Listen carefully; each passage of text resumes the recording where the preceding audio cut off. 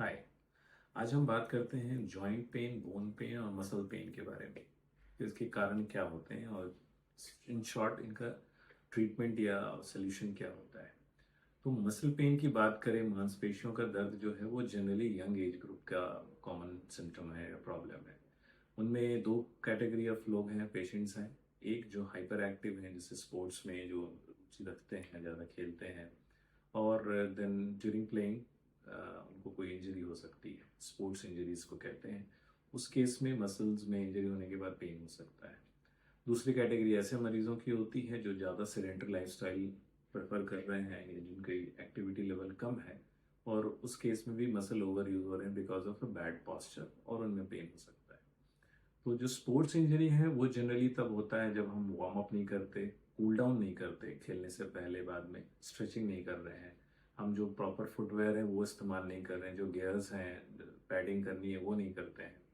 खास करके गर्मी के टाइम में हम डिहाइड्रेटेड हैं और तब भी खेलने चले गए, पानी का इस्तेमाल नहीं किया, फिर भी खेल रहे हैं, तो मसल्स में इंजरी हो सकती है। लाइकवाइज जो सेडेंटरी लाइफस्टाइल है, जिनकी डेस्क जॉब है और स्पोर्ट्स जो उनका एक्टिविटी लेवल कम है, उनमें एबनॉर्मल पॉस्चर, जैसे कि आगे झुक के लगातार स्क्रीन पे काम करना या फ़ोन पे लगातार गर्दन झुका कर देखना, आगे झुक के लगातार 2-3 घंटे 10 घंटे लगातार बैठ के स्क्रीन पे जो लगे रहते हैं, बीच में कोई ब्रेक नहीं लेना या स्ट्रेच नहीं करना, वैसे लोगों में बैक पेन, नेक पेन काफ़ी कॉमनली देखा जाता है। और ये टू स्टार्ट विथ मस्कुलर होता है, मसल्स का पेन होता है, ग्रेजुअली ये बढ़ते बढ़ते स्पाइन तक पहुंच जाता है, नर्व्स तक पहुंच सकता है। तो उसमें पॉस्चर करेक्शन बहुत इंपॉर्टेंट होता है, फ्रिक्वेंट ब्रेक्स लेना चाहिए। अगेन, अगर vitamin B, vitamin D3, B12 और विटामिन ई की कमी हो अलॉन्ग विद डिहाइड्रेशन, तो ये सारे मसल के पेन जो हैं ज़्यादा अग्रवेट होते हैं। तो हमारा ये फ़र्ज़ है कि हम अपने बॉडी में एडिक्वेट मात्रा में D3, B12 को रखें। सारे कैटेगरी के लिए इम्पॉर्टेंट है। दूसरी बात आती है बोन पेन की। तो बोन पेन का जो सबसे common among all the causes, जो सबसे कॉमन कारण होगा वो ऑस्टियोपोरोसिस है, और ये मोस्ट कॉमनली ओल्ड एज में होता है। कुछ लेस कॉमन, इनफैक्ट रेयर कारण है, वो बोन का इन्फेक्शन हो सकता है, बोन का कैंसर हो सकता है, बोन का ब्लड सप्लाई कम होना जिसे ऑस्टियोनेक्रोसिस कहते हैं, वो भी होता है। लेकिन हम बात करते हैं ऑस्टियोपोरोसिस की, जो कि बहुत ही कॉमन है, रैम्पेंट है, पैंडेमिक की तरफ फैला है। इंडिया में इनफैक्ट एवरी 1 in 3 वीमेन जो है उनको ऑस्टियोपोरोसिस होता है, और ये मोस्टली हार्मोनल हो रहा है। 60+ एज की बात कर रहा हूँ, क्योंकि उनमें मेनोपॉज के बाद जो हार्मोनल इम्बैलेंस होता है उससे बोन्स भी वीक होते हैं। ऑस्टियोपोरोसिस का मतलब ही है बोन का पोरस हो जाना। सो ऑस्टियोपोरोसिस का मतलब होता है बोन का पोरस हो जाना, जिससे कि वो वीक हो जाती है and it is more vulnerable to fracture. इसी वजह से ऑस्टियोपोरोसिस को साइलेंट किलर भी कहते हैं, क्योंकि जो कई बार फ्रैक्चर होता है, हिप बोन का जैसे फ्रैक्चर है, उसके बाद पेशेंट की डेथ भी हो सकती है। तो चूंकि ऐसे प्रेजेंट करता है ऑस्टियोपोरोसिस बोन पेन की तरह, बहुत ही शांत सा है, मतलब ऑब्वियस कोई सिम्टम्स नहीं आते हैं, लेकिन अगर ये कोई इफेक्ट दे जाए, फ्रैक्चर दे जाए, तो फिर डेथ भी हो सकती है। That's why it's called the silent killer.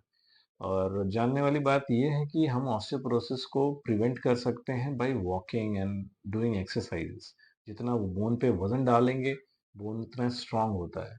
लोग सोचते हैं कि चलना फिरना, अगर बोन पेन है तो वो चलना फिरना कम कर दें। It's the other way around. आप बोन को जितना स्ट्रेस डालोगे, वॉक करोगे, रन ब्रिस्क वॉक करोगे, अच्छा है। स्विमिंग है, जैसे साइकिलिंग है, इसमें बोन पे स्ट्रेस नहीं आता है। दो ये मसल्स के लिए अच्छी एक्सरसाइज है, लेकिन ऑस्टियोपोरोसिस के लिए अच्छी एक्सरसाइज नहीं मानी जाती है। इसके अलावा जानने लायक ये बात है कि हमारे बोन का क्या स्टेटस होना है ओल्ड एज में, ये डिसाइड हो जाता है हमारे यंग एज में, अर्ली 20s में। जब हम अगर अच्छी लाइफस्टाइल रखते हैं, एक्सरसाइजेस कर रहे हैं, हम कैफीन नहीं ले रहे हैं, अल्कोहल स्मोकिंग नहीं कर रहे हैं, जंक फूड नहीं ले रहे हैं, तो हमारी बोन जो है एक पीक डेंसिटी तक रीच करती है। फिर इस डेंसिटी से जो जो मैक्सिमम हमने अचीव किया, यहाँ से डिग्रेडेशन होता है ग्रेजुअली, और ओल्ड एज में भी ये पर्टिकुलर वैल्यू तक जाता है। लेकिन अगर हम यंग एज में ही पीक वैल्यू रीच ना करें, अगर यंग एज में भी वैल्यू हमारी ज़्यादा रीच नहीं हुई है, तो ऑब्वियसली ओल्ड एज में इस लेवल से डिग्रेड करके और नीचे ही जाएगा। तो ये हम यंग एज में ही अपना फ्यूचर डिसाइड कर सकते हैं, बोन को स्ट्रांग रखना है, ऑस्टियोपोरोटिक बनाना है या नहीं। थर्ड हम बात करते हैं जॉइंट पेन के बारे में, जिसको हम अर्थराइटिस कह सकते हैं, क्योंकि अर्थराइटिस मतलब जॉइंट का डैमेज होता है।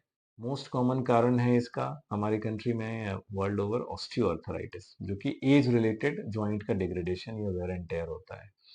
तो इसमें most commonly knee joint affect होता है, hip joint, ankle, weight bearing joints affect हो सकते हैं।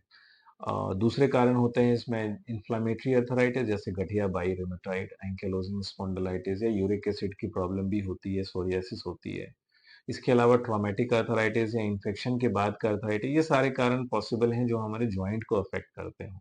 अगेन ये ओल्ड एज की प्रॉब्लम है, यंग एज में सिर्फ कुछ जैसे कि रूमेटॉइड अर्थराइटिस या एंकिलोजिंग है यंग एज को अफेक्ट करती है, लेकिन इनका इंसिडेंस कम होता है compare to osteoarthritis. Coming to the treatment, initially early stages of arthritis में मेडिकल ट्रीटमेंट ही हम कोशिश करते हैं, फिजियोथेरेपी है, एक्सरसाइजेज हैं, अगेन एक्टिव लाइफस्टाइल है। लेकिन अगर अर्थराइटिस एंड स्टेज तक पहुंच गया है, जिसका मतलब है कि जॉइंट में इरिवर्सिबल डैमेजेस हो गए हैं, तो फिर जॉइंट रिप्लेसमेंट करना ही एकमात्र सॉल्यूशन होता है और ये काफी सक्सेसफुल उपाय होता है।